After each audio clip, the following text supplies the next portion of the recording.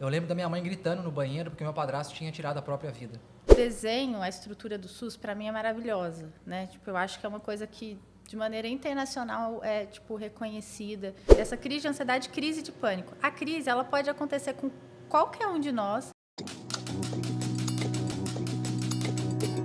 Pode focar, pode focar, pode focar, pode focar, pode focar, pode focar, pode focar, pode focar, pode focar.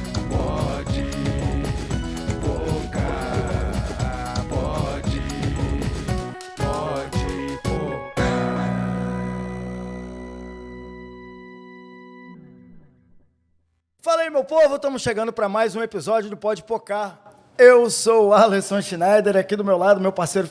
Pega aí, cara. Desculpa, fala mano. comigo aí, desaprendeu, porra? Quase te assediei aqui, desculpa. Quase me assediou, desaprendeu. Olá, Alisson Schneider, como é que você tá, meu irmão? Eu tô de boa, e você, velho? Eu tô bem. Como é que tá a cabecinha? Cabecinha. Pois é, Como é que tá a saúde mental? E fora dos stories? Você tá como? Você que tá acompanhando a gente, fora dos stories, você tá Eu tô como? ruim até dentro do story. Não. É só ver o tanto de coisa que eu posto lá, só reclamando.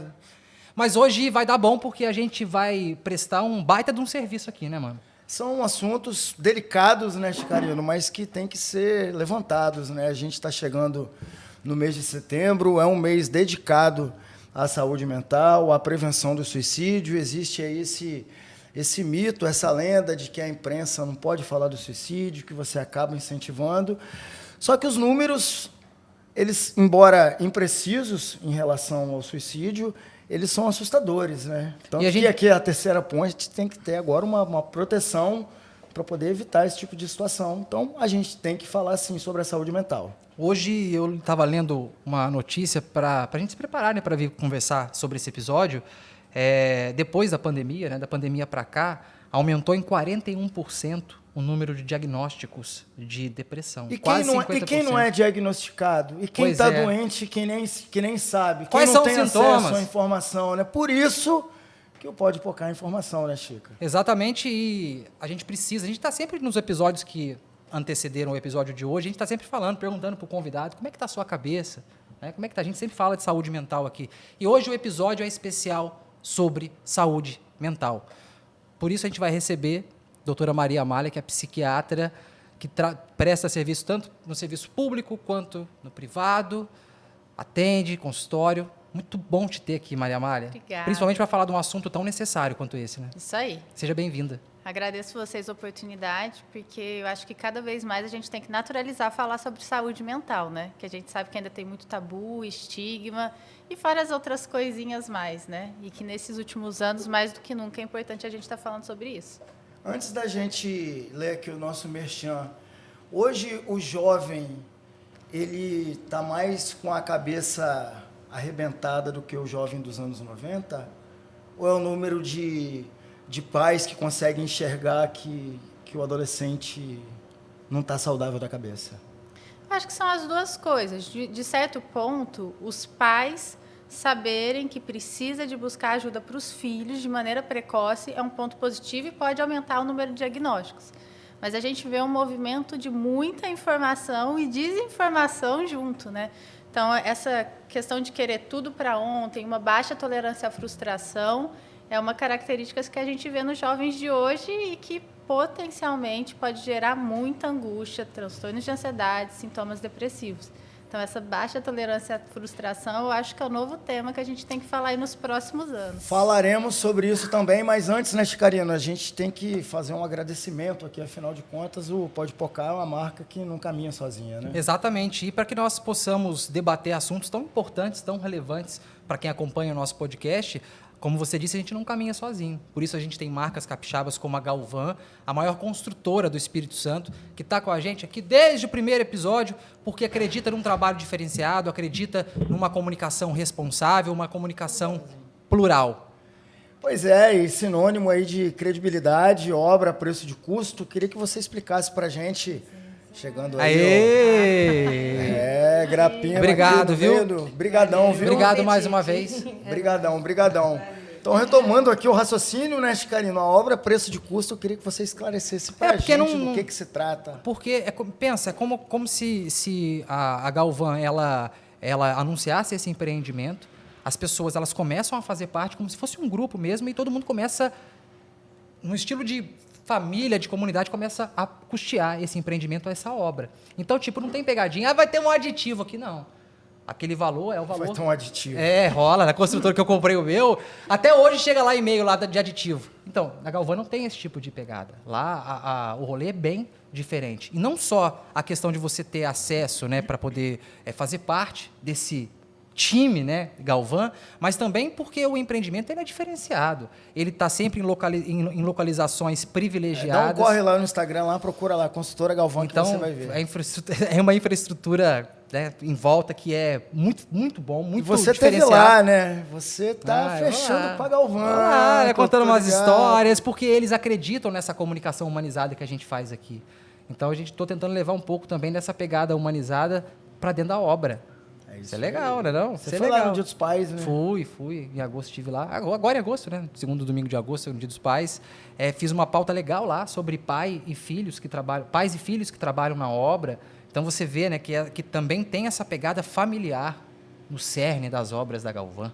Isso é muito foda, muito legal. Muito maneiro. Obrigado aí, Galvão, pelo carinho, né? Por estar com a gente desde o primeiro episódio lá com o governador do estado. Tamo junto, que essa parceria aí se estenda por muito tempo. E eu vou cuidar da minha saúde mental para que eu possa em breve, sei lá, uns 2 Galvão. Essa aqui deve ter uns 3. Ah, com certeza. Tem, não tem? Olha uma moeda para comprar um latão de Brahma. Tô aceitando recebidos. Obrigado, Galvão. Credibilidade. Doutora, a obra a preço de custo. Hoje é um episódio um pouco mais sério, né, Chicarino? Um pouco mais denso, mas a gente vai tentar trazer aqui um pouco de leveza. Antes da gente vir com essa pancada aí, perguntar se o povo tá ruim da cabeça, você aparenta ter pouca idade, né? É muito mais jovem do que a gente.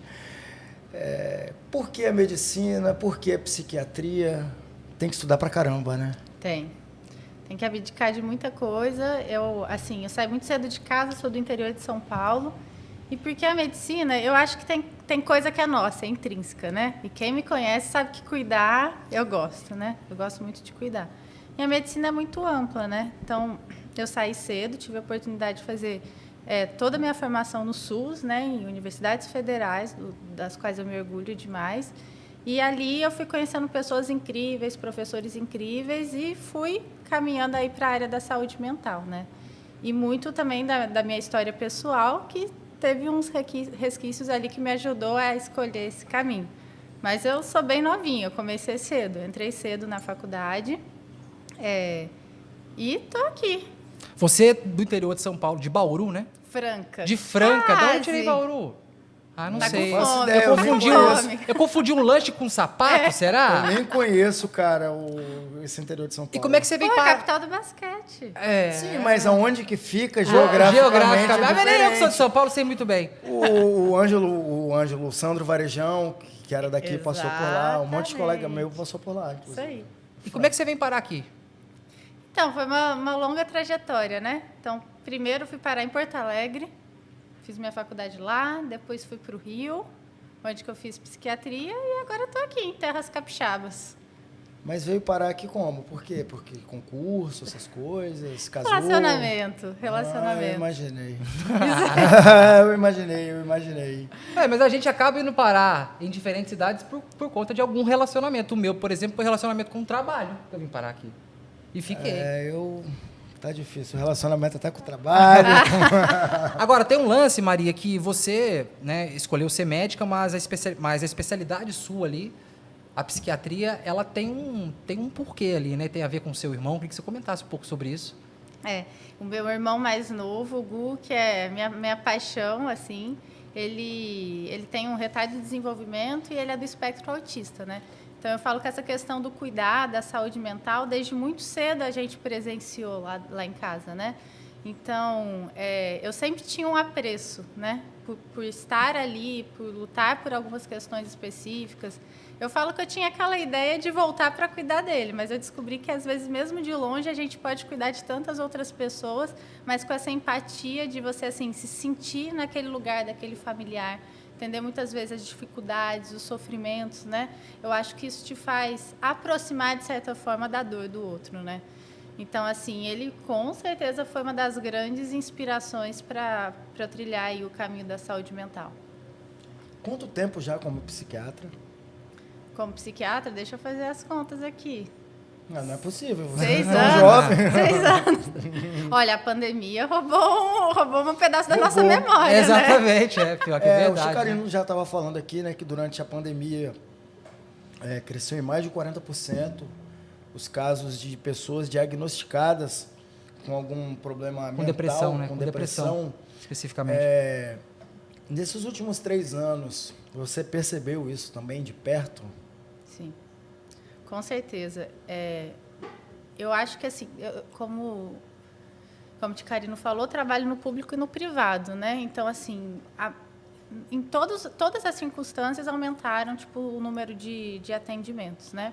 Por motivos diferentes. Mas eu acho que a pandemia trouxe para a gente, de forma, assim, não esperada, a nossa dificuldade em lidar com a falta de controle na nossa vida. Porque mostrou como somos, assim, tipo, extremamente vulneráveis a situações que mudam drasticamente, as perdas, os lutos, né? Então, assim, a gente entrou em contato com uma coisa que chegou do nada, a gente não sabia os próximos passos, a questão da incerteza, de dificuldades financeiras que vieram com isso, né? E a questão do luto, você lidar, se deparar com a morte a todo momento, isso não tem como não ser ansiogênico, né? A gente vai ficar ansioso pensando nisso, principalmente em tanto tempo, essa insegurança. E os quadros de ansiedade e depressão, com certeza, chegaram muito mais para serem atendidos. Foi um baita de um gatilho na saúde mental, a pandemia. Depressão, de uma forma, a grosso modo, didático, seria excesso de passado e ansiedade, excesso de futuro? Eu queria que você explicasse um pouco da diferença de um para o outro. A depressão, quando, assim, uma das características é realmente aquele pensamento, né, de angústia em relação a coisas ruins. A gente fala que é como se fosse um quadro e você vê aquele quadro todo preto e branco, né? Você está falando aí, alguém está arrancando um remedinho daqui do bolso. Deixa eu tomar. Eu esqueci que eu não tinha tomado 5 horas. Isso aí, estamos todos medicados. Todos medicados. Estamos plenos e medicados. Mas a depressão é mais do que isso, né? Às vezes acontece da pessoa ter um gatilho muito claro. Tanto a depressão quanto a ansiedade, a gente fala que é multifatorial. Então, não tem um fator específico. Então, às vezes, pode ter um gatilho muito claro, que pode ser o excesso de passado daí, né? Uma angústia, um luto que a pessoa vivencia, mas a depressão tem características muito hormonais. Então, assim, ao contrário daquilo que se fala, mas às vezes tem aquela pergunta, né, que a gente faz, mas o que está acontecendo na tua vida? Às vezes a pessoa vai estar, teoricamente, no melhor momento da tua vida, assim, tipo, de financeiro, de carreira. Tipo como o Whindersson, por exemplo, né? Exatamente. Não tem um fator que a gente olha para aquela situação e fala, não, isso causou. Não, é multifatorial. Então, às vezes, já teve uma predisposição e por isso que a gente sabe que, de fato, a medicação ajuda, né? Porque essas questões hormonais, de fato, são assim, manejadas também com a medicação. É claro que a depressão, às vezes depressão leve, a gente pode tratar somente com psicoterapia. Existe essa possibilidade, né? Mudança no estilo de vida, exercício físico. Mas existe o que chamava antigamente de depressão endógena, que é aquela que a gente olha para o lado e fala assim, não consigo ver esse gatilho, né? E ela existe, ela é melancólica, ela causa muito sofrimento, muito prejuízo no dia a dia da pessoa. Quando a gente fala em prejuízo no dia a dia, quais que seriam os principais? Tem uma palavra que chama anedonia, que é a perda do prazer nas coisas que antes você tinha. Então, imagina você perder prazer nas coisas que te motivam a estar vivo. E isso é um prejuízo muito grande. Então, às vezes, a pessoa não consegue ter aquela energia, aquela vontade de trabalhar, de estar curtindo a vida, de estar do lado dos familiares. Então, ela acaba se isolando. Ela pode ter prejuízo tipo, do trabalho, só dessa dificuldade de fazer as coisas, mas ela também pode ter um prejuízo cognitivo. Ela pode começar a ficar lentificada, com dificuldade em executar as tarefas. Ela pode ter uma perda nos cuidados pessoais, tipo assim, de banho, de alimentação. Pode mudar o padrão da alimentação. Ela pode passar a ter 0 fome ou a ter um aumento da fome. Prejuízo no sono. O sono, né? Na vida sexual. A gente fala que são as 3 esferas mais assim, primitivas nossas, né? Que é a fome, o sono e o sexo, né? Mas isso pode ser confundido com um problema hormonal. Com certeza. Porque, no fundo, nós somos um só. Então, se uma parte ali não está indo bem, ela pode influenciar. Então, se eu tenho um quadro depressivo, os meus sintomas, as minhas manifestações hormonais podem acontecer, mas também se eu tiver um problema na tireoide, tem um hipotireoidismo. O meu hormônio da tireoide está lá embaixo e ele pode ser manifestado, o hipotireoidismo, com sintomas que parecem um quadro depressivo. E o hipertireoidismo pode ser manifestado com sintomas de coração disparando, a mão tremendo, sensação de pensamento acelerado, que pode confundir com a ansiedade. Tem um perfil no Instagram que eu sigo, chamado Eureka, que eu acho que deve ser tipo uma franquia de psiquiatria ou de psicologia, que vai levantando alguns tópicos, né, para ver se você se identifica ou não, ou em situações de crise de ansiedade, de pânico, como reagir. Quando eu saí do meu último trabalho, eu fui diagnosticado com depressão, com ansiedade, depois com pânico. Os carinhos veio até no início desse tratamento, que me ajudou bastante esse projeto aqui, inclusive, a voltar a enxergar a coisa mais colorida. A voltar a ter tesão pelas coisas, aí, né? Exatamente, porque pensamento ruim já estava vindo também. Maria, pode comer, tá pago já, tá? Você pode comer. E aí, o que acontece? Procurei o médico.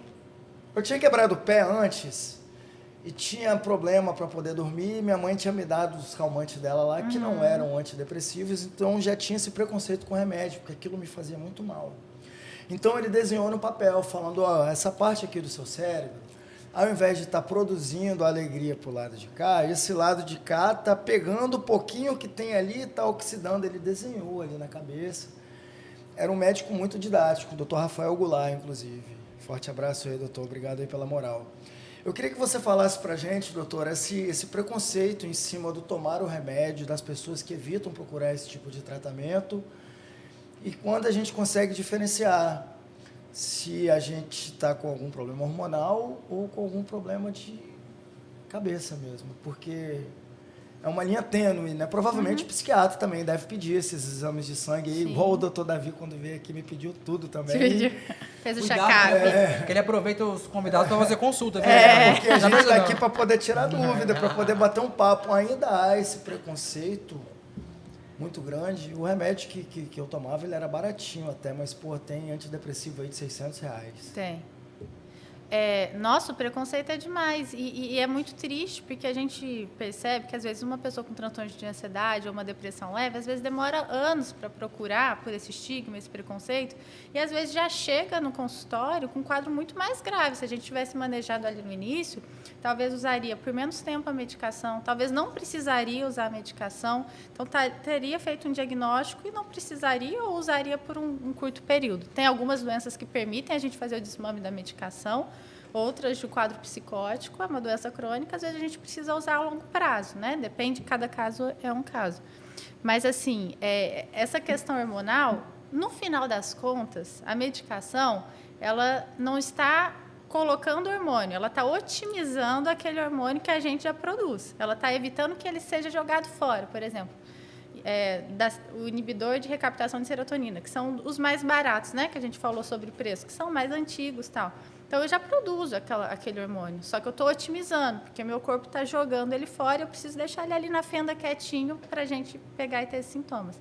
Só que, se eu suspeito de qualquer diagnóstico diferencial clínico, eu preciso fazer exames. Então, está dentro da rotina do psiquiatra fazer exames, pedir exames laboratoriais. Às vezes, a gente precisa pedir uma ressonância, dependendo de outro quadro, se é um quadro que eu suspeito de demência, alguma coisa neurológica, e esses exames vão me demonstrar. Porque, por exemplo, se eu estou com, no caso, né, que você comentou, doutor Davi, uma testosterona extremamente baixa, para o padrão, né, daquela idade, do sexo, tudo, então, às vezes, se eu ficar só usando o antidepressivo, eu não vou ter aquela resposta, porque eu preciso manejar. Se eu tenho uma deficiência de vitamina B12, se eu estou desnutrida, então, eu preciso tratar a causa, né? Não vou ficar usando uma muletinha. Ô Maria, hoje a gente, né, principalmente depois do smartphone, a gente está cultivando um individualismo assim desenfreado, né? A gente só tem tempo para o nosso telefone, para a nossa vida on e off, e a gente esquece de escutar o outro, de reparar no outro. Em cima dessa reflexão, quero te perguntar duas coisas. Primeiro, quais são os sintomas mais latentes da depressão, né, que a gente consegue perceber se a gente prestar atenção no outro? E se o tratamento da depressão ela tem um time, tem um tempo. Por exemplo, geralmente aí dura 2 anos, ou não existe isso, cada um tem um tempo diferente. A depressão tem cura? Então, para tipo assim, organizar o pensamento. Antigamente, a psiquiatria era muito subjetiva, mas hoje a gente tem muitos estudos, a gente tem protocolos e que permite até fazer essa resposta, né? Então, depois que eu fiz um tratamento, a pessoa respondeu à medicação, ela remitiu todos os sintomas, né? Eu posso pegar e optar por usar 6 meses a 1 ano da medicação e depois fazendo desmame. O que eu sempre falo para todos os pacientes, né? Que a gente tem que conseguir aproveitar aquele momento que está usando a medicação justamente para olhar ao nosso redor as coisas que são fatores de estresse.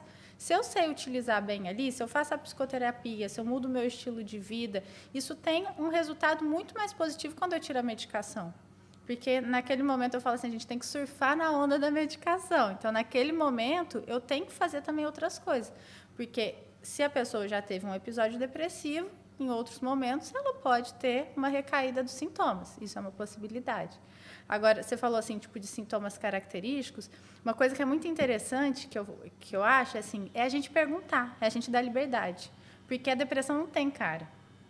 Então, assim, existe aquela pessoa extremamente funcional, pragmática, que vai trabalhar e ninguém vai entender, tipo assim, nossa, essa pessoa tem depressão, porque justamente a cara que a gente espera é aquela mais melancólica, aquela pessoa que está isolada, que está em casa, que tipo, não está conseguindo sair, não está conseguindo reagir.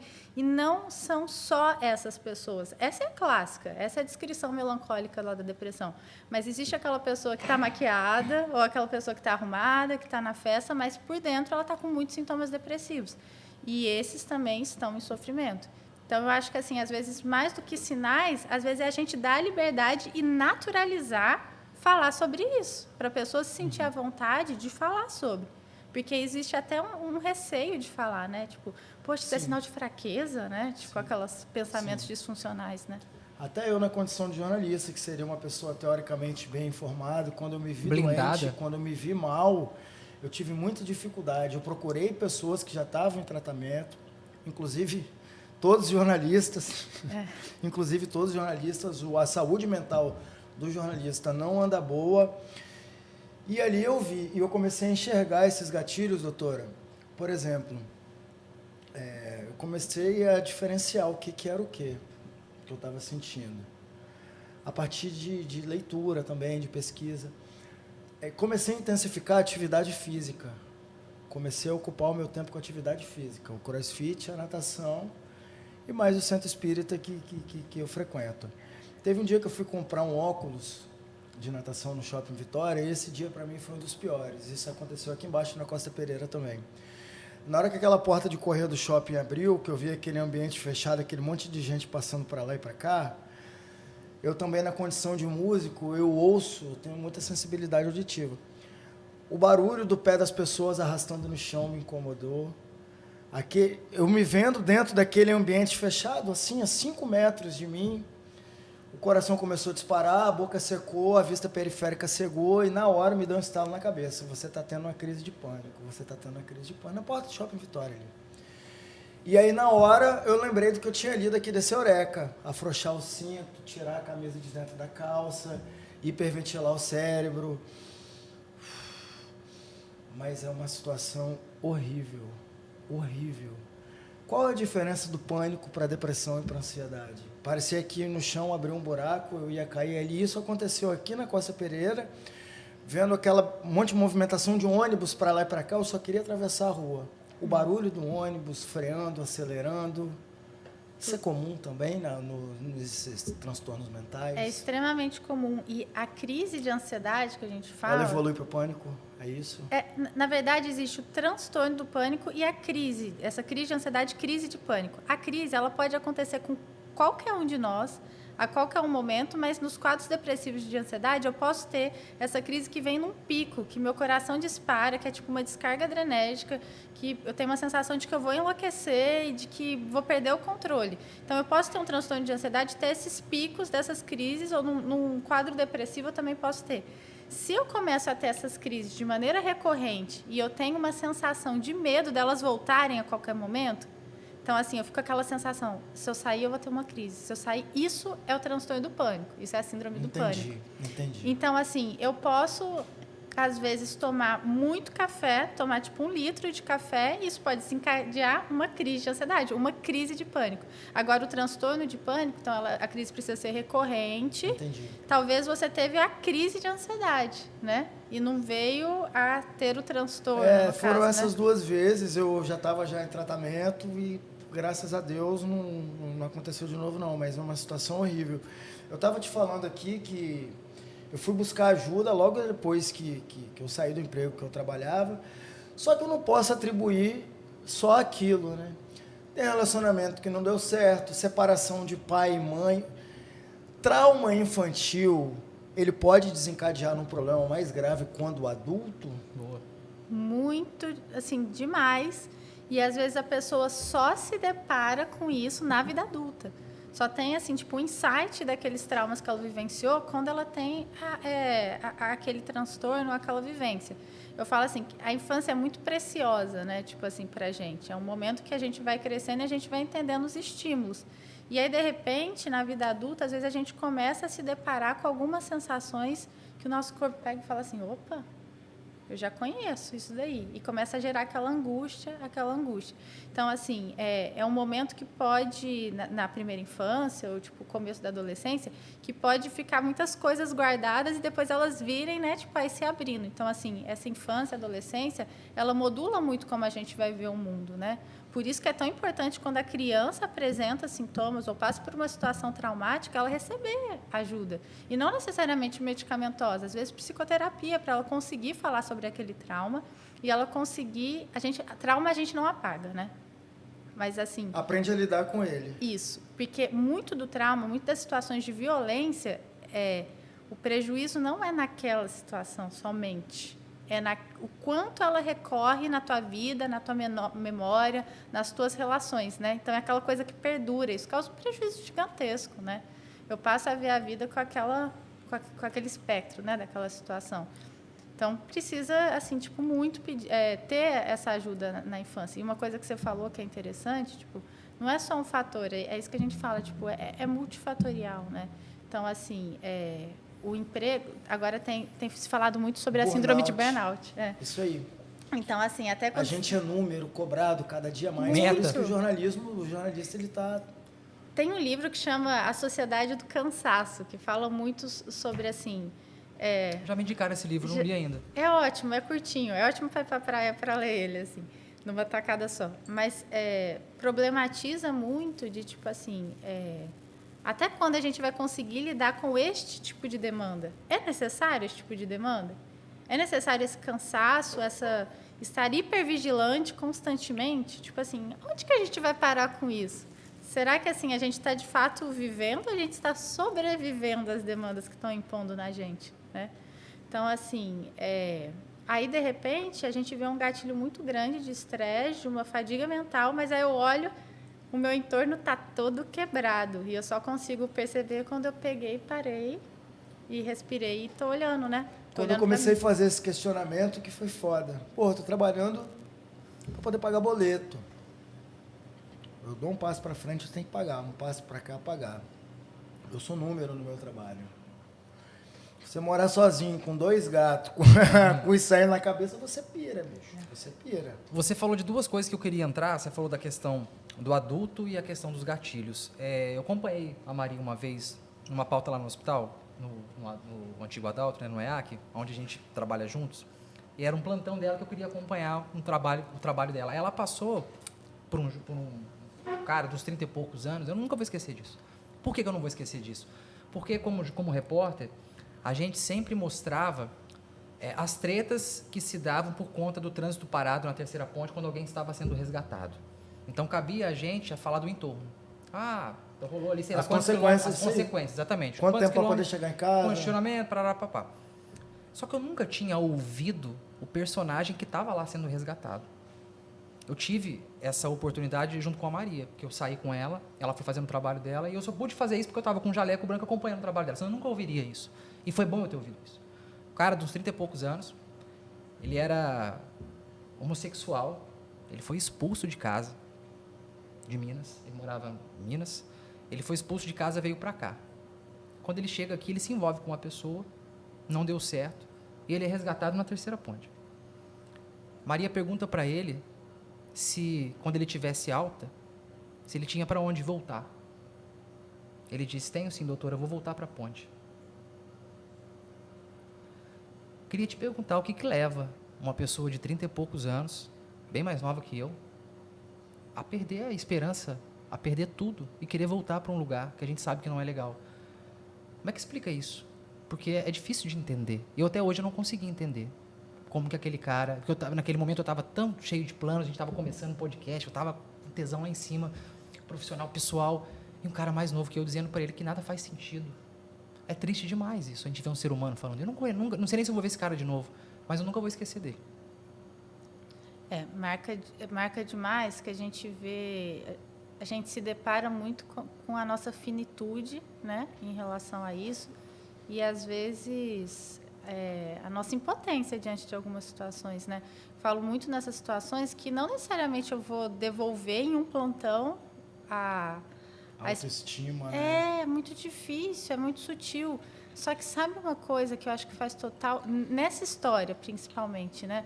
Porque às vezes a pessoa está num quadro depressivo muito arrastado e ela está deixando, e aí veio um gatilho, uma bomba, que isso eu vejo muito em comum nas tentativas de suicídio, de autoextermínio, que é a sensação de desamparo.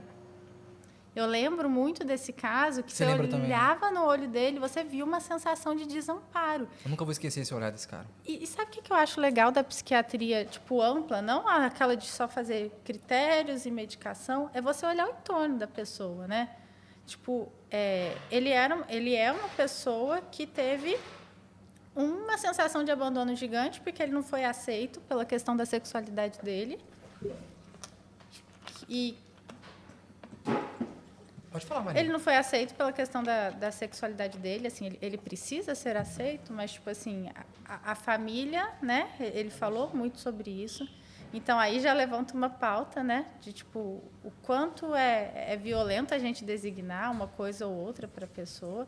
E aí, talvez, ele teve essa sensação de acolhimento neste relacionamento e veio para outro estado, estava com essa pessoa, se sentiu completamente desamparado pela segunda vez e a morte aparece como uma possibilidade para o sofrimento dele. E, nesse momento, às vezes, assim, além de medicação ou de qualquer intervenção, acho que uma das coisas mais importantes se chama acolhimento mesmo, né? É a pessoa se sentir acolhida para ela recriar, naquele momento, uma perspectiva nova da vida dele, né? Eu queria usar esse mesmo exemplo. Teve o vídeo, né, da mulher tendo um surto psicótico, que o psiquiatra, eu acho, né, o médico entra, dá um abraço na pessoa. Sim, foi aqui em Pinheiros. Foi aqui eu no estado, né? Foi, você conversou com ele, você tá amiguinho do É, doutor, e inclusive, quer trazer né, ele essa aqui. pequinha. Quero trazer ele aqui. E em cima Mas disso, é só isso. para ainda pegar esse cara como exemplo, para você já fazer sua pergunta, eu lembro que esse cara também falou para ela o seguinte, que ele tinha compulsão por tudo. Ele tinha compulsão por droga, por bebida. E eu queria falar sobre isso, porque hoje o álcool em excesso e o uso desenfreado de drogas também são gatilhos que arrebentam a saúde mental do ser humano. Eu queria que você falasse sobre isso, do uso abusivo de drogas e o álcool, essa compulsão. Que esses jovens hoje estão... Jovem, Não só os tem jovens, esse cara não adulto. Não tô falando pra mim não, porque eu faço umas piadinhas aqui às vezes, mas... Não, eu acho que, assim, a questão é que a gente tem perdido, isso acontece, em todos os tempos aconteceram isso, tipo, no passado também existia, mas eu acho que a questão é a gente não suportar lidar com aquela angústia naquele momento, precisar silenciar ela. Então, é isso, tipo, muito da compulsão, a compulsão é justamente eu pegar e colocar uma coisa para dentro para, tipo, minha dopamina subir naquele momento. Então, assim, eu preciso me sentir acolhida com álcool ou com aquela substância, ou com a cocaína, com qualquer outra substância. Então, assim, na verdade, eu estou fugindo da minha dor. E, às vezes, a gente precisa encarar ela. A gente precisa sentir, porque, às vezes, é justamente o efeito contrário. Porque o álcool ou aquela substância, ele pode me desinibir e trazer sintomas ainda mais intensos e a pessoa vir a fazer algo, tipo, enfim, de autolesão ou mais impulsivo, né? Então, muito da questão do uso da substância, do uso recorrente, é claro que às vezes a pessoa já tem uma genética que predispõe, né, a um uso abusivo, né? A gente sabe que algumas pessoas têm essa predisposição, mas é o porquê está utilizando. Eu acho que essa é a pergunta. Quando a gente faz prevenção de recaídas, qual o papel dessa substância na tua vida? Porque só quando a pessoa percebe que aquela substância está fazendo um papel inadequado, que está trazendo mais prejuízo, é o momento que ela consegue pegar e buscar ajuda, inclusive para sair. Enquanto aquilo for uma muleta para ela, for a única possibilidade, a única alternativa, talvez ela vai continuar usando. Por isso, de novo, o tratamento. O tratamento é muito de mostrar uma nova perspectiva para a pessoa. Até então, essa era a única perspectiva que eu estou vendo como possibilidade. É mostrar um outro caminho, né? Um outro caminho. E já que vocês entraram nesse tema, a gente está falando aí de droga, o tratamento, né, para depressão também é a base de droga, né? A razapina que eu tomo também é uma droga, porém legalizada. Conversando com outros médicos, eles estavam me falando que para essa produção aí das substâncias que trazem a felicidade, para o tratamento da depressão já existem estudos que são utilizados o LSD para isso. Uhum. Como é que é isso? São estudos, tipo assim, incipientes e são microdoses muito controladas. É uma coisa que meio que se confunde, porque eu acho que... acha que você vai pegar um ácido, jogar Isso. embaixo da língua e falar, tomei o meu remédio hoje. Exatamente. É igual a questão do canabidiol, né?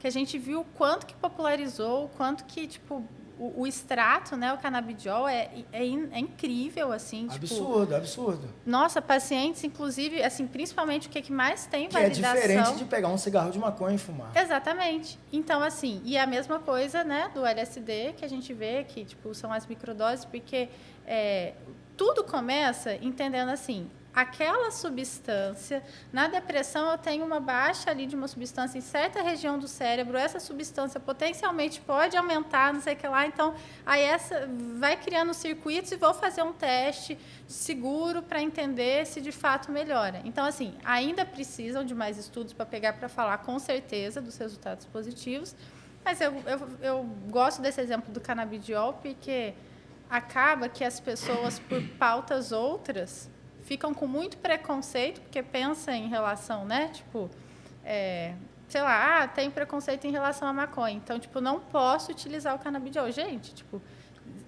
pacientes com epilepsia refratária, a gente vê resultados inacreditáveis, crianças, né? sabe? Pois é, e às vezes por pautas outras que, enfim... Eu tenho um amigo, inclusive o irmão do Pablo que teve aqui, o Ramiro. Ele tinha epilepsia. Ele falou que chegava, tipo, durante a semana, tinha várias crises. E ele, desde que ele toma o canabidiol, ele não teve mais crise, mano, nenhuma. Só que ele é tão caro, é um remédio tão inacessível ainda, cara. Né? Porque... Por quê? Porque você não pode produzir, enfim, por uma série de questões. Doutor, eu queria ainda continuar falando no suicídio. A gente está entrando aqui no mês de setembro. Dia 1º de setembro, tá aí já essa semana. Ter um mês dedicado à saúde mental, à prevenção do suicídio, foi um avanço muito grande? Ou ainda é pouco, discute-se pouco a saúde mental? Ou essa data é mal aproveitada às vezes? Exatamente. Eu acho que é um avanço considerável, pensando, tipo, quando a gente para olhar a história da saúde mental, né? Tipo, a história da saúde mental, na verdade, o paciente que tinha alguma condição psiquiátrica era, na verdade, excluído, né? Era marginalizado da sociedade, né? Então, existia e ainda existe muito preconceito. Então, acho que, assim, a gente naturalizar e falar sobre isso é muito importante, é um avanço. Só que é subaproveitado, com certeza.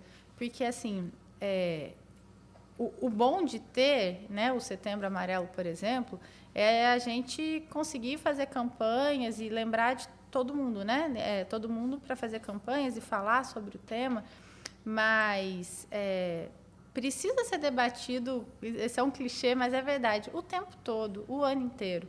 Porque, às vezes, a gente fala na campanha, mas aí eu vou entrar por uma, sei lá, uma parte que é meu queridinho, né? A gente precisa de políticas públicas também, não adianta eu falar sobre se eu não tenho assistência.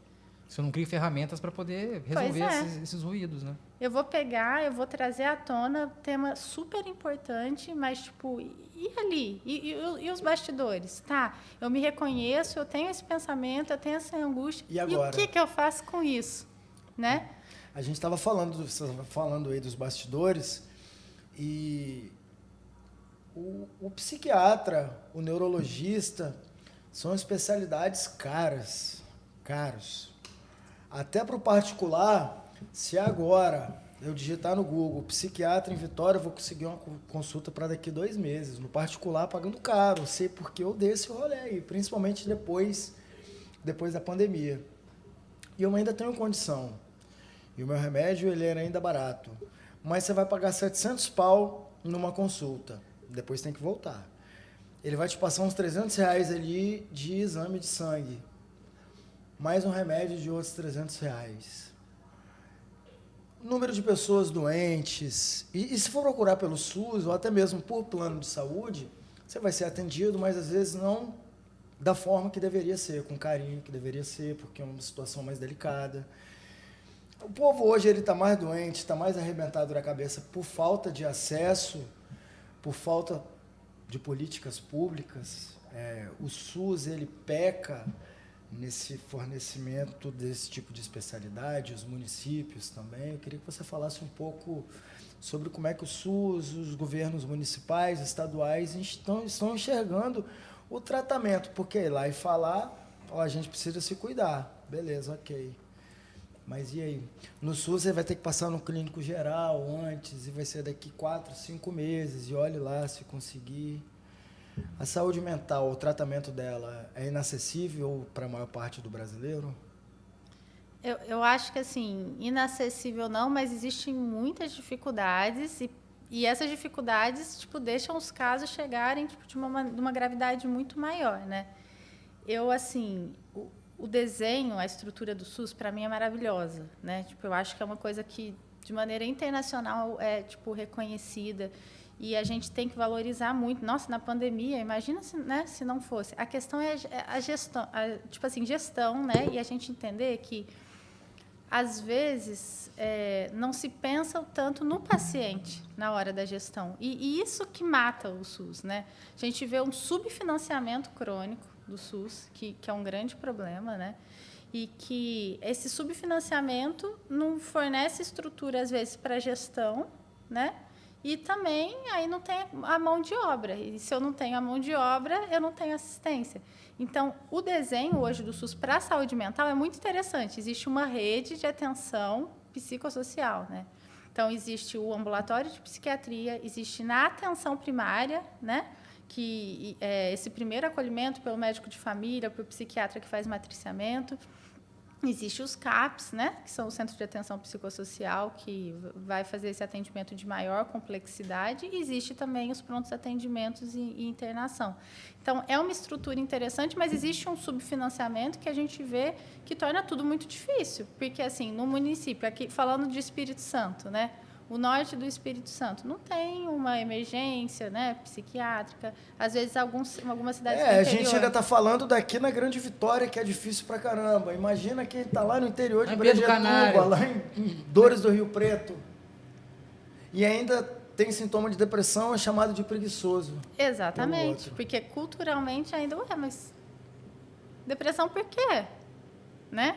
Tipo, tem que ter um motivo, né? Você ainda tem que arrumar um motivo. É porque não é um machucado exposto na pele que você vê que tá ali ferido. É um negócio interno, né? Como é que você vai explicar? E que você não resolve com raio-x, né? Não, exatamente. É escuta. E aí, pegando... Escuta. E tem aí também, vou puxar a sardinha para o psiquiatra. E também existe uma expectativa, tipo assim, que não é nada saudável também, às vezes, de quando se chega no psiquiatra, por ser algo muito subjetivo, de tomar, às vezes, vou tomar a pílula e vai melhorar, né? Mas é bom demais quando você fala, estou medicado. É massa, mas precisa, às vezes, Uma me ajudou palavra bastante. grande que se chama paciência. É. Porque às vezes precisa ter aqueles 7 dias de adaptação à medicação. Nossa, entendeu? eu tropeçava em tudo, fiquei todo roxo. Grog. E nem é Persistência. um medicamento tão forte. Não. Mas é só um período, né? Só que assim, eu acho que a gente... Não, já passou, já não Já tomo mais. passou. A gente fica, às vezes, só naquela necessidade de querer um resultado rápido, de querer, assim, comprar algo pronto. E a gente sabe que saúde mental não é simples assim, né? Ô Maria, mas o que eu percebo, em cima do que você está falando aí né, do psiquiatra, dessa subjetividade, a gente tem algo que é objetivo. Hoje falta psiquiatra. Certo. Não só aqui no Espírito Santo, não é uma realidade capixaba, mas é uma realidade geral aqui no Brasil. E como é que a gente fecha essa conta? Porque a gente está falando, por exemplo, de 41% de aumento do número de diagnósticos de depressão pós-pandemia. Essa galera, se foi diagnosticada, é a galera que foi no médico, é a galera que conseguiu laudo, conseguiu o diagnóstico da doença. E essa galera que está com a cabeça fodida, mas não vai no médico, porque nem sabe que está. Se essa galera toda resolver ir, lascou, porque a gente não tem psiquiatra para todo mundo. O Chinari fez um relato aqui, nem no particular, com dinheiro, você consegue, imagina no público. Vai ter que rolar aí um incentivo de política pública para incentivar a galera para os estudantes de medicina irem para a psiquiatria. Como é que fecha essa conta? Você sabe que nos últimos anos, assim, tô falando dados empíricos agora, mas é a minha percepção, na verdade, assim, houve um aumento do interesse pela saúde mental. Porque eu acho que antigamente, inclusive, era uma dificuldade da pessoa falar que queria ser psiquiatra. Ué, mas você quer ser psiquiatra por quê, né? Tipo, a gente escuta isso, né? Tantas especialidades, tantas possibilidades, você vai pegar e vai ser psiquiatra. E hoje não, hoje se naturaliza e tem uma formação mais ampla no Brasil de psiquiatria. Mas, de novo, batendo na tecla de política pública, se não se ajustar à realidade atual, existe uma formação muito voltada para o consultório. Então, acaba sendo uma zona de conforto de muitos psiquiatras que já se formam querendo trabalhar no consultório, né? E não estão inseridos nessas políticas públicas. E aí a conta não fecha. Porque qual é a porcentagem da população que vai ter o privilégio de pagar a consulta particular? E a medicação, né? É uma porcentagem muito pequena. Então, isso que eu acho que a conta não fecha. Então, assim, é um incentivo à formação de qualidade, com certeza, mas também um incentivo de até, assim, de questão, de novo, na gestão e financeira, de ter essa verba pública destinada à saúde, né? Que a gente sabe que elas estão perdidas por aí. Exatamente. E assim, e os médicos, eles têm que ser bem remunerados. Pô, É uma baita estuda pra cacete. estuda pra caramba, é uma baita de uma Eu matei responsabilidade. 40% da minha faculdade, mano. Vai Porque, fazer por isso na exemplo, medicina. hoje eu li que 1.200 militares das Forças Armadas receberam mais de 100 mil reais por mês de salário. Então pega esse dinheiro, paga pros psiquiatras, mano. Cara, Vamos resolver a dor de cabeça, a saúde mental da galera. Você entrou Porque desperdício, porra. Você entrou Foda. numa questão, cara, muito levantada aqui no estado, sobretudo depois da greve da PM. A saúde mental do policial militar. Você abrir aqui no Google aqui, pesquisar, vai ter dados. Aqui no Espírito Santo, a gente teve um déficit muito grande de policiais nas ruas, porque eles estavam tratando disso daí. Como é que você enxerga isso daí? É falta de suporte na formação do policial ou a condição que ele é exposto à rua pelo baixo salário? Porque o policial também ele deveria ganhar bem, né? Porque o salário é de bosta. Eu acho que é um conjunto, é isso, né? Tipo, as condições de trabalho, mas também é exposto a situações de muita pressão. O suicídio entre policiais também É muito grande. alto. Então, assim, eu vou pegar e vou fazer num treinamento como você lidar com uma situação de violência e de pressão. Mas como você lidar de que forma? Mentalmente, psicologicamente? Não existe esse treinamento. Não existe esse treinamento. O treinamento né? é físico. Mas isso é o suficiente? E outra coisa, para a pessoa, para o policial, né? Tipo, vamos dizer, numa cultura mais machista mesmo, né? Totalmente. Tipo, para a pessoa pegar e chegar ali Admitir que tá ruim e da falar, cabeça. em que momento que ele consegue falar sobre isso? Será que já no momento mais extremo de sofrimento, tipo, pô, não tem outra saída. E aí você tem a arma de fogo disponível, que também é um É um gatilho. É um gatilho. Literalmente, né? Literalmente. Doutora, já que a gente entrou nessa seara, a gente perde até alcance Pode do comer, YouTube, o episódio não é monetizado, mas a gente precisa falar do suicídio, a gente precisa falar da pessoa que decide interromper a própria vida. Para alguém chegar nesse ponto é porque realmente já passou por vários gatilhos mentais, eu acredito, né?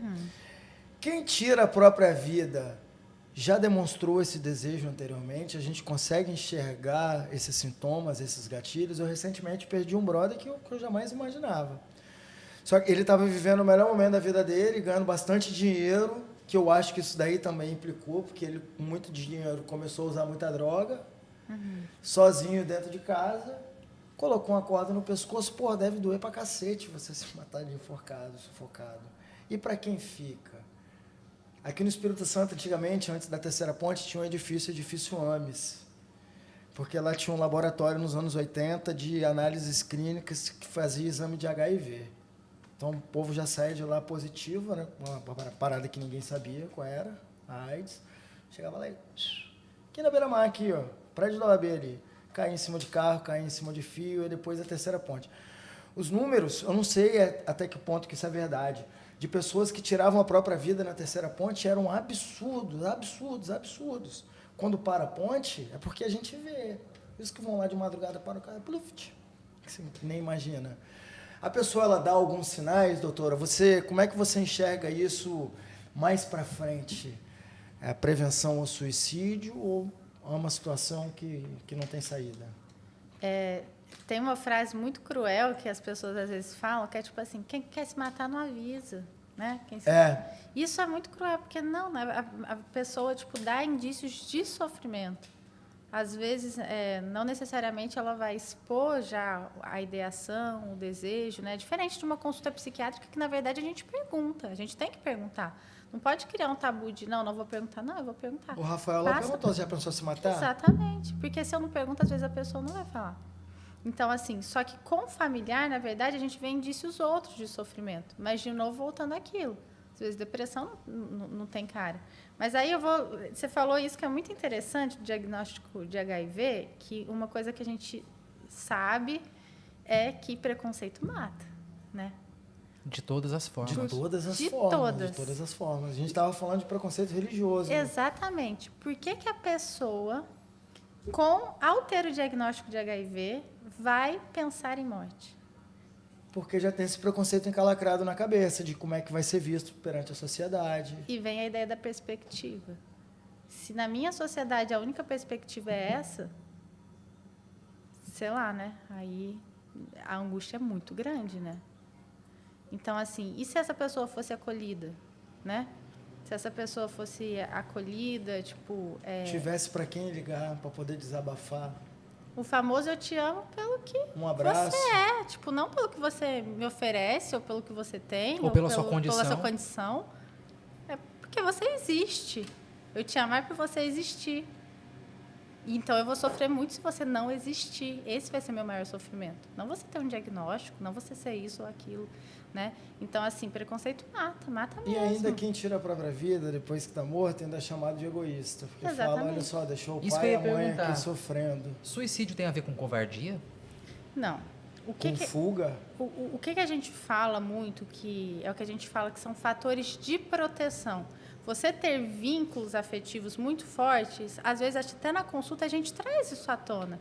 Mas assim, não porque, se você está sendo egoísta, não é isso. Mas, tipo, não, tem pessoas que se importam com você. Isso é fator de proteção. A gente sabe de alguns fatores de proteção do suicídio, que é você ter vínculos, você ter acolhimento, você ter um relacionamento, tipo, independente, né? Tipo, de amizade e tal. Você ter fé. Fé é um dos pontos muito importantes em relação à prevenção do suicídio. Mas a falta de Deus causa o suicídio? Como alguns extremistas religiosos apontam? Eu falo fé mesmo. Acreditar em algo. Acreditar em algo. Que transcende. Isso. Porque, pelo contrário, a culpa também mata, né? Se eu pegar e colocar uma imposição, porque a culpa é muito cruel, né? E a gente sabe que muitas religiões são pautadas na culpa, né? Como é que lidar com a culpa? Aquele negócio que te machuca há muito tempo. Então, eu acho que assim, a culpa ela angustia quando eu vejo que a única possibilidade é estar naquela posição em de que eu fiz algo errado. Quando a gente se percebe como ser humano, a gente consegue entender que nós somos falhos, que a gente pode errar e que a gente pode se desculpar e tentar pegar e fazer um novo capítulo, né? Mas isso, às vezes, vai exigir doer, vai doer, você vai se sentir angustiado. Só que se você tem apoio, você tem, de novo, o acolhimento de alguém que pode, tipo, te olhar sem julgamento, com empatia, entender que mesmo que você errou, mas que, enfim, uma nova perspectiva, aí isso não se torna tão culpa. Você pode trabalhar e olhar para ela de outra forma. Ressignificar, né? Ressignificar.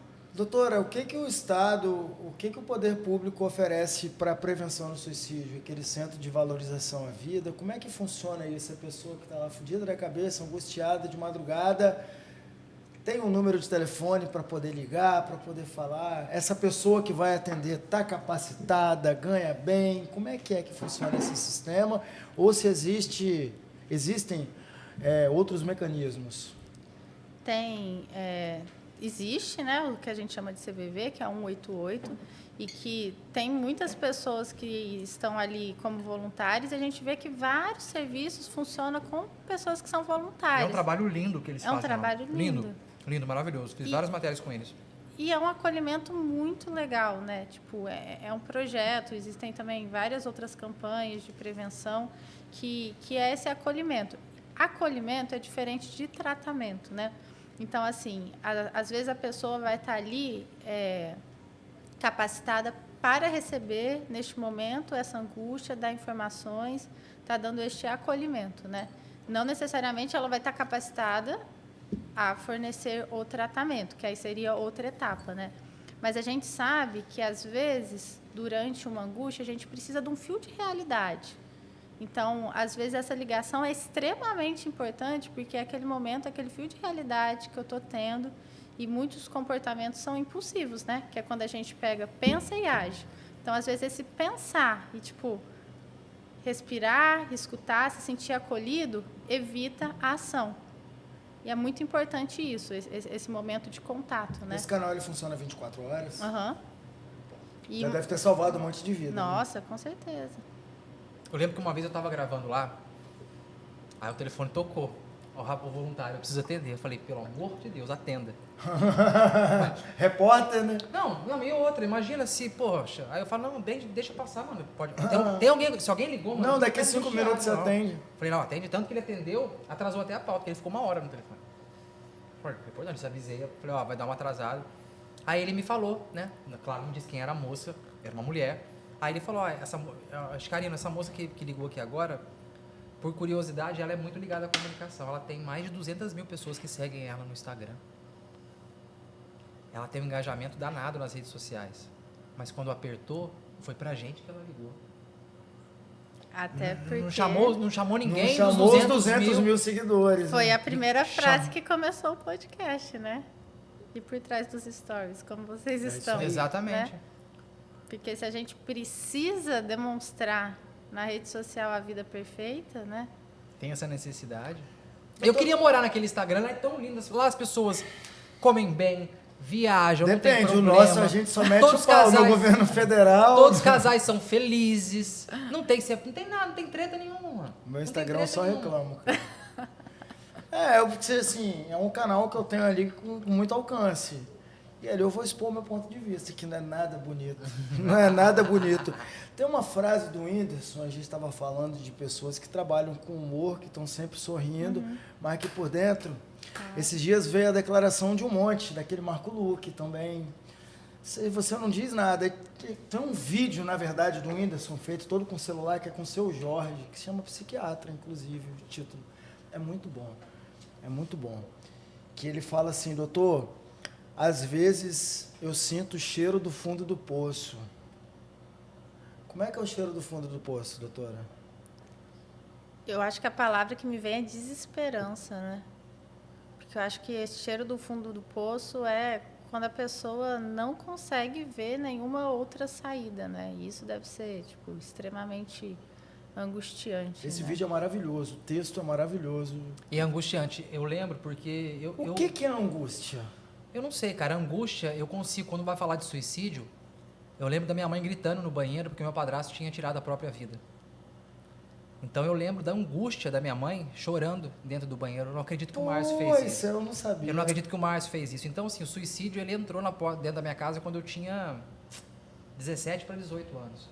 Caralho. 8 de dezembro de 2000. Caralho. O Márcio era meu padrasto, o Márcio estava com a minha mãe já há um tempo.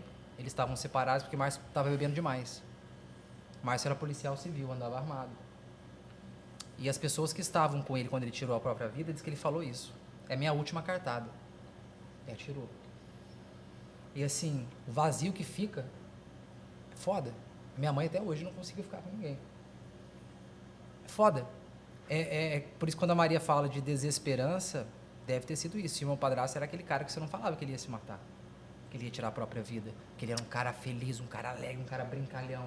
Um cara que eu vi ele dando esporro num amigo dele que estava no hospital porque tentou suicídio, tomou um monte de material de limpeza, não sei o que, o cara... E ele deu esporro no cara. E o Márcio, 2 meses depois, tirou a própria vida. Isso serve para Não, poder é encorajar foda. já, doutora, que assim, quem tem uma predisposição já deu esses indícios. É foda. Isso aí eu não sabia, depois a gente troca uma ideia mais sobre isso aí. Igual esse meu amigo que se matou. Aí, pô, o enterro dele estava lotado. O pessoal do samba, o pessoal do reggae, porque ele era músico e tudo mais. O Chicarino viu essa situação do padrasto dele, a mãe dele presenciou, provavelmente o Gustavo, que é o irmão dele, também vivenciou isso aí. Se você já tem uma predisposição a tirar a própria vida, você vê aquilo ali, te encoraja, acaba ampliando os seus gatilhos. Por isso que a imprensa muitas vezes não fala sobre o suicídio. Se estuda muito sobre a melhor forma de falar sobre, né? Existem até cartilhas assim educativas em A relação... Associação Brasileira de Psiquiatria tem uma Isso. cartilha muito boa. Porque assim, uma coisa é eu pegar e trazer à tona a possibilidade do desfecho, né? Tipo, do sofrimento e esse desfecho. Outra questão é, às vezes, colocar na primeira página, questionar como foi os meios, demonstrar os meios, fotos. Isso pode ser um gatilho. Isso pode encorajar a pessoa, né? Então, assim, eu acho que a gente tem que tratar a morte, seja ela qual for, né? As mortes por Covid, tudo, com muito respeito. Porque aí vem aquela questão que a gente fala, tem quem fica também, né? Existe todo aquele luto. E essa pessoa, tipo, enlutada, também é um grande risco. Ela está num sofrimento intenso, ela tá vendo aquilo, né?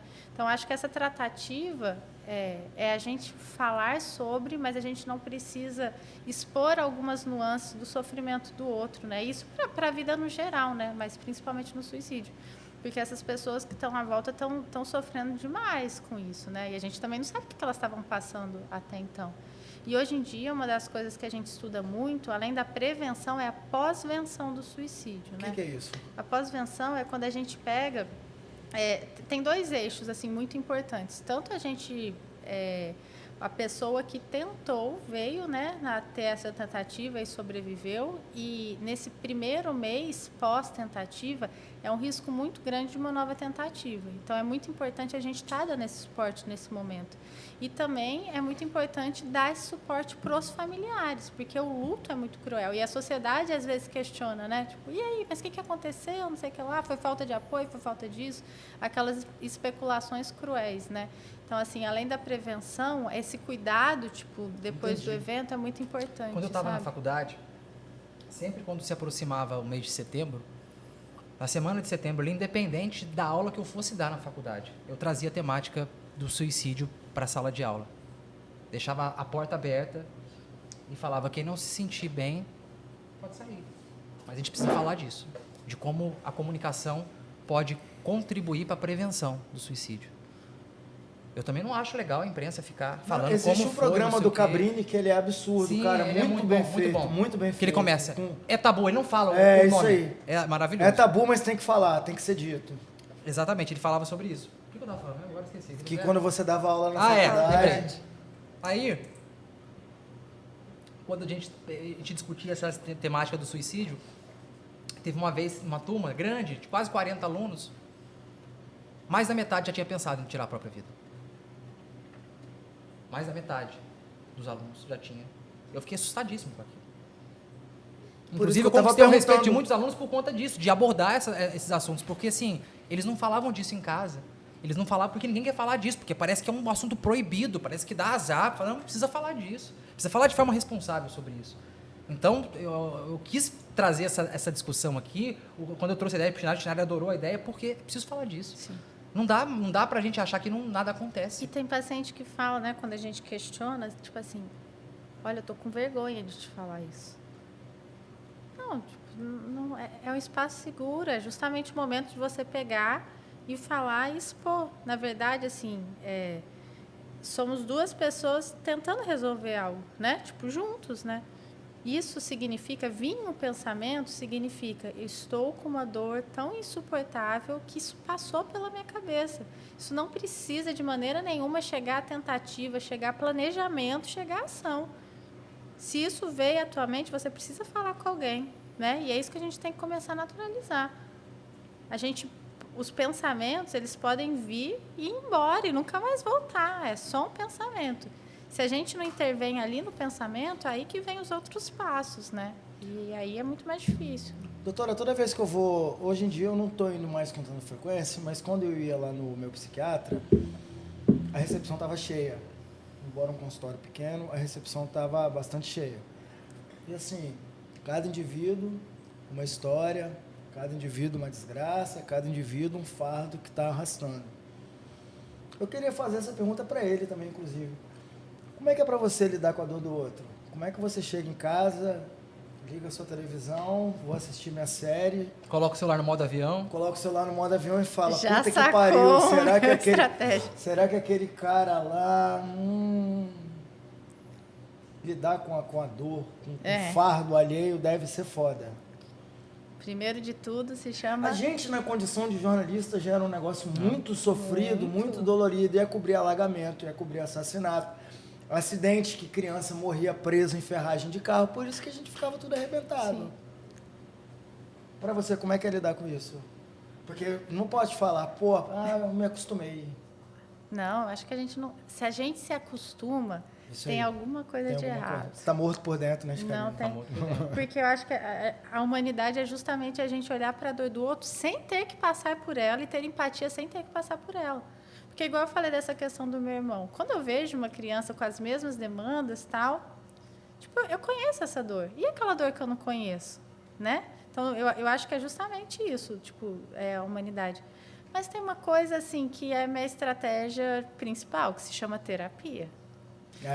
Era a próxima pergunta. Precisa, sabe? Precisa. E minha terapeuta, assim, amo ela, não quero abandonar tão cedo, porque eu acho que é bom demais, assim. E você sabe que o mundo é tão cruel que às vezes fala assim, mas psiquiatra, se precisa de fazer terapia, então não é bom o suficiente. Olha só. Mas é essa daí que precisa de terapia mesmo. Gente, não, eu preciso de ter esse espaço de fala, porque, assim... O médico, né, no geral, vou falar, é um ser humano. Isso a gente viu muito na pandemia. Muitos profissionais da saúde mental, enfermeiros, técnicos de enfermagem, fisioterapeutas na linha de frente também, sofreram muito, porque a gente lidar com a dor do outro. E não só sofreram de ver diariamente o colega de trabalho morrendo, né? Muito. E ver, às vezes, assim, a nossa impotência, né? Tipo, diante de algumas situações. E entender que, assim, eu tenho que fazer o melhor naquele momento, mas eu também tenho que preservar minha saúde mental. Até é aquele clichê, né? Preciso me cuidar para cuidar do outro, né? Eu queria que você falasse da importância das pessoas fazerem terapia, não só quem foi diagnosticado com depressão, com ansiedade, com pânico, a importância de você ter... Prevenir, né? Também é uma outra parada cara. É caro. Eu tenho uma amiga... É grande amiga mesmo, ela é psicóloga de criança. E aí eu pergunto para ela, né, se as crianças, como é que está a saúde mental das crianças. E ela fala que mais de 80% dos pacientes dela são crianças que não têm problema algum, que os pais levam para poder fazer terapia, para poder prevenir alguma coisa futura. Eu queria que você falasse um pouco sobre a importância da terapia e como é que é caro também esse serviço tão essencial e importante. Assim, a gente às vezes encara terapia, a palavra terapia. Música, você fazer uma aula de música seria você fazer uma terapia, não é? É.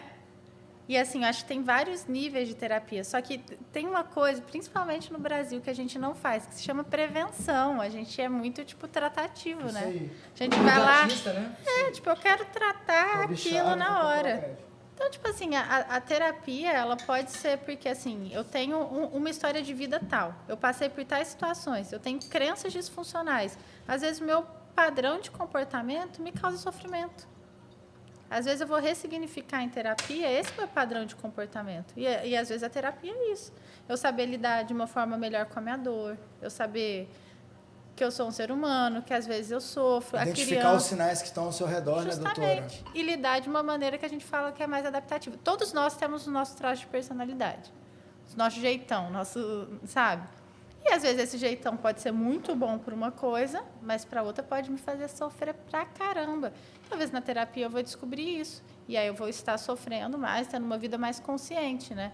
Então, assim, tem um momento da terapia que é muito importante, que é quando existe já o transtorno, mas existe a terapia porque existe a angústia, existe o desconforto, e a gente precisa, às vezes, de desconforto, senão a gente não muda, né? A zona de conforto, às vezes, é meio quentinha, mas às vezes tem tipo, um tanto de espinho lá. É verdade. né? Esses dias o Schneider colocou na caixinha de pergunta do nosso Instagram o público que acompanha a gente. Aí apareceu uma moça lá, eu tenho mais de 70. né? Ela respondeu, porque eu tinha colocado assim, Deixou eles de fora. de 30 a 40, de 40 a 50 ou de 50 a 60, porque só tinha 3 tópicos. Ela respondeu, Aí eu ela tenho veio, 70. tenho 70. Você lembra o nome dela? Ah, cara, tem aqui salvo, com Então, porque certeza. eu queria fazer essa como é que fala?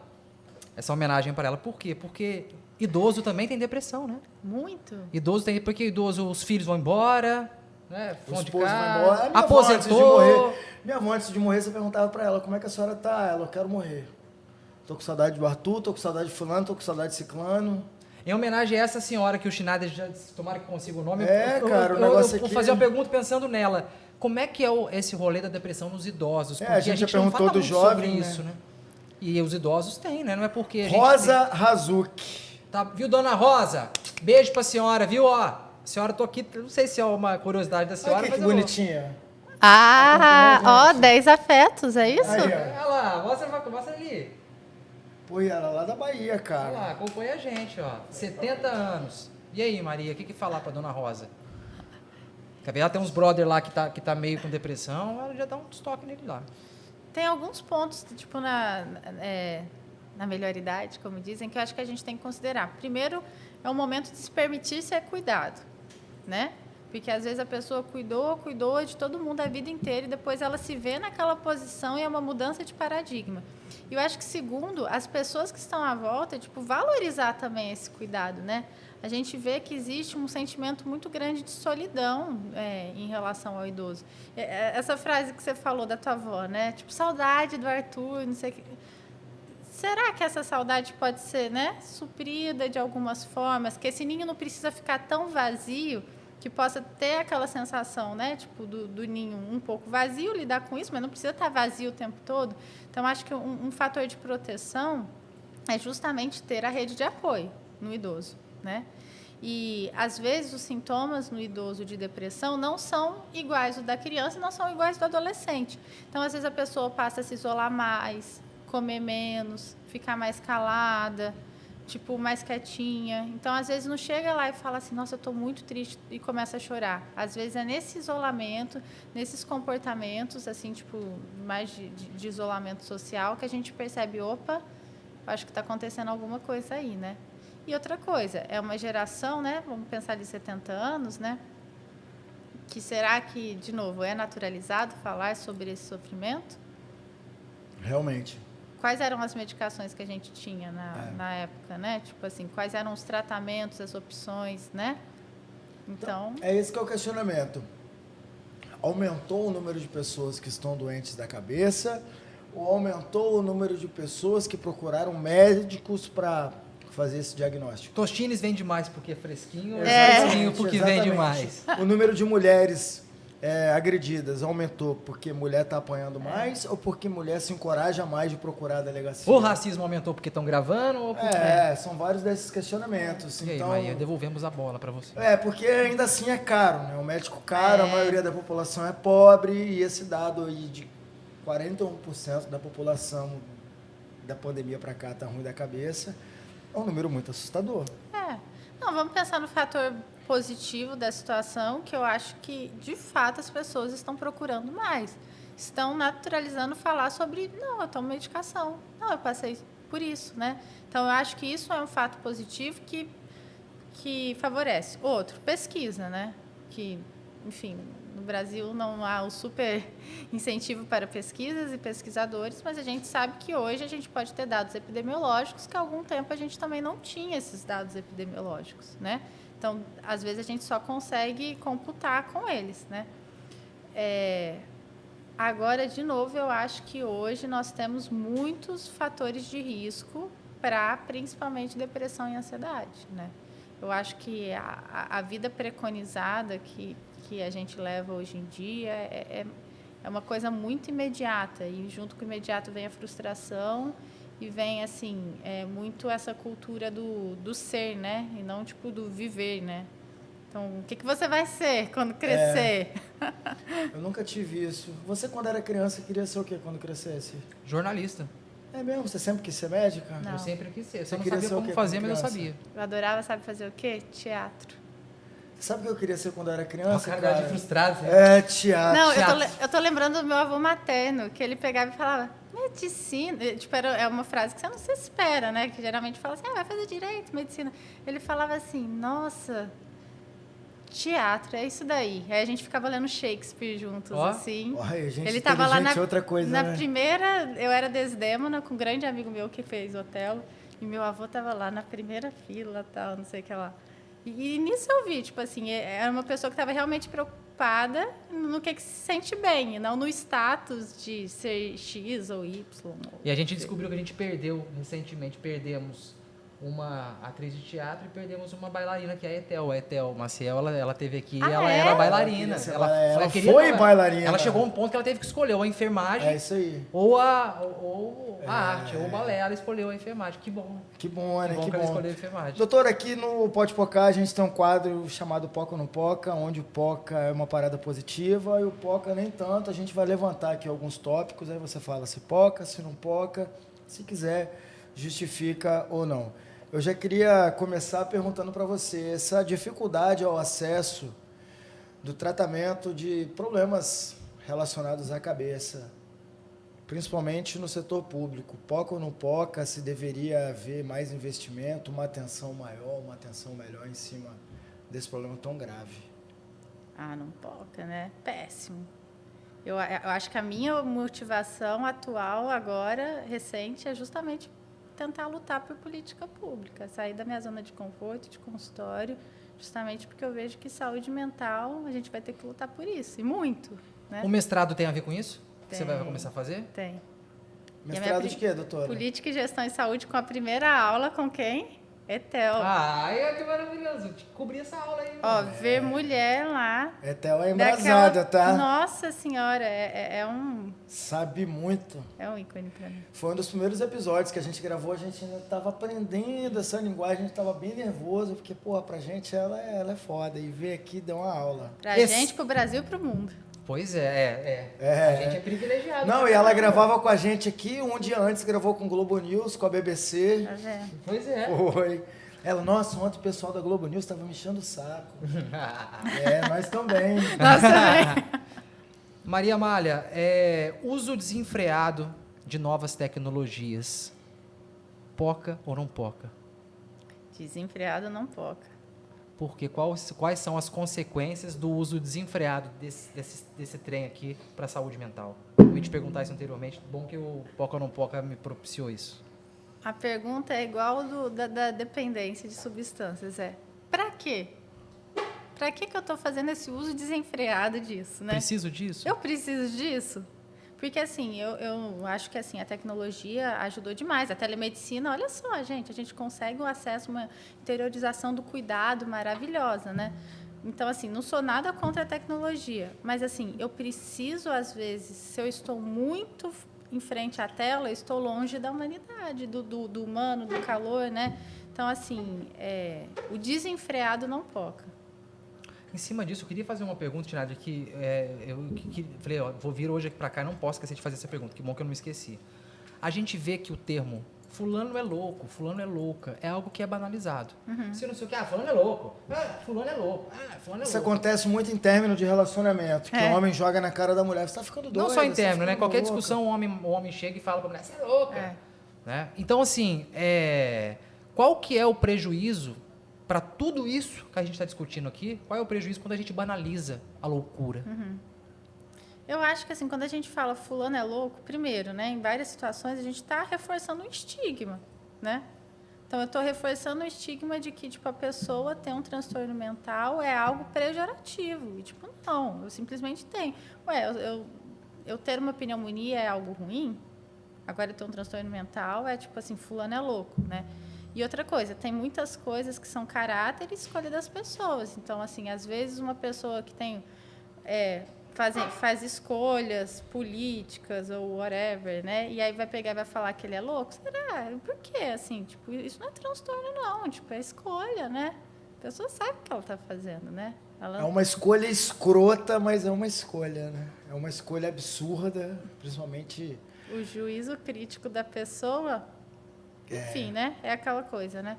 Então, assim, em termos de relacionamento, eu acho isso tão cruel e é muito uma fala em relação à mulher, porque eu falo que a gente tem que, de novo, naturalizar, adoro essa palavra, demonstrar sentimento. E daí, eu não posso chorar? Tá faltando amor no coração das pessoas, doutora? Tá faltando sensibilidade? Né? As pessoas estão mortas por dentro? Acho que as pessoas... Tá faltando empatia? Querem mostrar que estão mortas por dentro para criar uma carapaça e mostrar que não sofre como se sofre. Mas é uma carapaça ou um mau caratismo? Por exemplo, a gente trouxe um padre aqui para poder sentar, para conversar com a gente. Esse padre ele tem uma postura muito firme em relação à minoria, em relação ao povo de rua. E me ligaram pessoas conhecidas para poder chamar o padre de filha da puta. Falar, esse padre é um filho da puta. Quem liga... Pra mim, porra, fui puto, eu te narrei isso. Chama um padre de filha da puta. Um camarada desse tá morto por dentro. Precisa de ajuda. Não precisa de ajuda? Ou é só mau caratismo? Essa pessoa quer ser ajudada? Tá precisando, né? Mas essa... Sabe uma coisa que a gente tem? A gente vive, às vezes, no algoritmo que nós, às vezes, acabamos falando para pessoas que têm pensamentos parecidos com o nosso. Realmente. Para dentro da própria bolha, né? É verdade. E nessa situação eu fiquei muito puto. Essa pessoa não está aberta, eu acho que a conversa. Mas o que a Maria Amália está falando tem muito a ver com o nosso podcast, por exemplo. Aqui a gente se comprometeu a cada segunda-feira trazer um personagem diferente. Um assunto diferente. Um assunto diferente. Então a gente não está falando só para nossa bolha. A gente está falando para mais bolhas agora. E ao furar essas bolhas, a gente está correndo o risco de tomar paulada. De tomar paulada. A gente gravou um episódio também que vai ao ar agora em setembro, que é com uma mãe de santo. A gente sabe que a gente vai colocar esse episódio no ar e a gente vai tomar porrada. Mas eu não tô nem aí, porque eu acho que viver sem preconceito faz muito bem pra minha saúde mental. Então eu vou continuar fazendo esse projeto aqui é nosso, quem manda nessa porra aqui é a gente, quem decide, quem senta aqui é a gente, acabou, meu irmão. E é isso, por isso que eu acho que veio a gente vai acabar ouvindo. Eu tava lendo os comentários ontem, veio o outro falar do episódio do Eduardo, que é um cara ligado à Federação dos Petroleiros, veio aqui falar da alta do combustível. Aí um cara lá, foi lá, não sei o que, governo PT, blá, blá, blá, blá, blá, fez um textão, no final colocou assim... Um sindicalista falando com dois caras que não sabem de porra nenhuma. Aí eu só coloquei aquela carinha lá, tipo, com sono, com o olhinho pra cima. Falar, meu irmão, monta aí sua estrutura aí, faz seu podcast e leva aí. E eu acho que a gente tem que estar aberto ao diálogo, né? Agora tem pessoas que exatamente, não estão. a gente está aqui aberto ao diálogo. E o problema tá nelas, não tá em mim. Porque a gente está aberto ao diálogo. Pô, o Chicarinho fez uma analogia aqui, falando um negócio de tubo, que a gente estava saindo dos tubos. Aí, no meio do negócio, eu falei, vou ao banheiro. Levantei e passei aqui por trás. Não, você falou, vou mijar. Não, eu falei, vou ao banheiro. Você falou, vou ao banheiro? Vou ao banheiro. Aí veio uma mulher que estava lá, não sei o que, psicóloga. Explano logo. Que tubo é esse que vocês estão rompendo? O tubo da falta de educação, de levantar e falar que vai mijar no meio da conversa? Esses podcasts que não sei o quê. Eu comentei lá, senhora não mija não? Aí fui no outro perfil e coloquei lá, a senhora na condição de psicóloga, deveria ter uma sensibilidade melhor, interpretar as coisas que a senhora ouve, né? Tá faltando sensibilidade também. E é por isso que nós, mulheres, temos tanta infecção urinária, porque eu não posso levantar para fazer xixi, que eu vou Não, ser... eu falei, vou ao banheiro. Nossa, e o Chicarinho deu uma analogia aqui tão bonita e ela se apegou a... Porque assim... Pô, gente, é uma questão fisiológica, Exatamente. pelo amor de Deus. Exatamente. Por exemplo, a gente tinha um engessamento. Eu nunca abandonei, por exemplo, uma entrada Tá ao achando vivo. que essa porra aqui é um canal de televisão, não é? Então, e as pessoas também estão acostumando com a linguagem, mano. É isso. Quem ainda não entende, acha que ele quer falar de educação. Eu saí para ir no banheiro para deixar a Maria conversando com você aqui. Mas essa é questão de percepção também. As pessoas não têm mais paciência, não? Não tem. Mas nesse Brasil de Bolsonaro, como é que você tem paciência? Como é que você tem paciência com o presidente indo fazer motociata, vindo aqui com 42 graus, com 3 blusas de frio? Não dá, mano. Não dá pra ter tesão, não dá pra ter libido. Realmente, no Brasil de Bolsonaro, as pessoas estão cada vez mais doentes. Nem no banheiro pode, pô. Tá puxado. Nem no banheiro pode. Doutora, gostou do papo? Adorei. Ficou alguma coisa pra trás que você gostaria de ter Tem alguma coisa que você queria levantado? falar que a gente não tenha perguntado pra você? Fala assim, eu queria que vocês me perguntassem isso porque eu queria falar sobre isso. Fica à vontade. Acho que não. Eu acho que assim, o importante é a gente estar tendo espaço para falar com leveza. Poder fazer xixi na hora que quiser. Poder chorar, sabe? Poder expor os nossos sentimentos. Nós somos seres humanos e acho que a gente tem que parar de lutar contra isso, porque aí a humanidade vai acabar mesmo, né? Enquanto a gente estiver vivo, a gente vai ter momentos de alegria, a gente vai ter momentos de tristeza, a gente vai ter choro, vai ter risada. E se esses momentos de tristeza e de angústia estiverem muito frequentes, eu vou me permitir pedir ajuda, né? Doutora, tudo passa. Os momentos bons e os momentos ruins, eles passam. A vida é um sobe e desce. A todo momento. Cabe a nós. A gente não vai conseguir manter o auge para sempre, assim como não mantém a tristeza para sempre, né? E pra quê, né? Manter o auge para sempre, eu acho, né? Chorão já falava, né? Dias de luta, dias de glória. Dias de luta, dias de glória. Mas esse aí não História. terminou de forma muito positiva, não. Mas ele teve... Foi uma parada muito doida também, que até hoje ninguém, né? Pois é, a questão dos abusos, das compulsões. Claro. Ele estava falando que ele era um cara, eu estava assistindo um documentário sobre ele esse tempo, que, pô, ele estava no final da vida dele, ele estava assim, Nem banho tomava, amigo. Era 15 dias sem tomar banho. E pra gente conseguir, tipo assim, buscar ajuda de verdade em tudo isso, né? Existe muito estigma também do uso abusivo de substâncias, né? E a gente sabe que está muito correlacionado ao que a gente chama de comorbidade, que eu faço uso abusivo de substância e tenho quadro depressivo, tenho quadro ansioso, tenho transtorno de déficit de atenção, enfim, tipo, várias comorbidades. Que às vezes, se eu tratar essa depressão, fica muito mais manejável a redução de danos, reduzir o uso da substância e melhorar a qualidade de vida da pessoa. É possível. Eu fui apontado aqui já nesse podcast que estou trazendo convidados para tirar dúvidas minhas pessoais. Assim foi com o Davi, que fiz um monte de perguntas aqui de palmolescência, com a sexóloga, com o pastor, com o Bonaldi. Com o padre, com o Bonaldi, exatamente, coraçãozinho meio churriado. Mas não tem como, eu acredito que essas dúvidas relacionadas à saúde mental também é a dúvida de um monte de gente que não tem essa oportunidade e se tem a oportunidade, tem vergonha de perguntar. Então a gente espera também que para o nosso público, para quem acompanha o Pode Pocar, tenha sido aí um bate-papo bem explicativo, bem elucidativo, né, Chicarinho? De uma forma didática, né? De uma forma leve, embora você falar de suicídio, falar de síndrome do pânico, eu trazendo relatos pessoais. Uns falam que é se expor, mas também foda-se, eu falo do... Enfim. Mas só para fechar isso, assim, eu acho que não é exposição, não. É você dar espaço para a fala.